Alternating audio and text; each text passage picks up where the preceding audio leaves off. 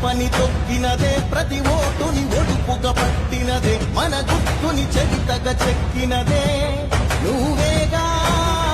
రాజన్న రాజ్యం తెచ్చినదే, జగనన్నని రాజును చేసినదే, నిరుపేదల రాతలు మార్చినదే నువ్వేగా.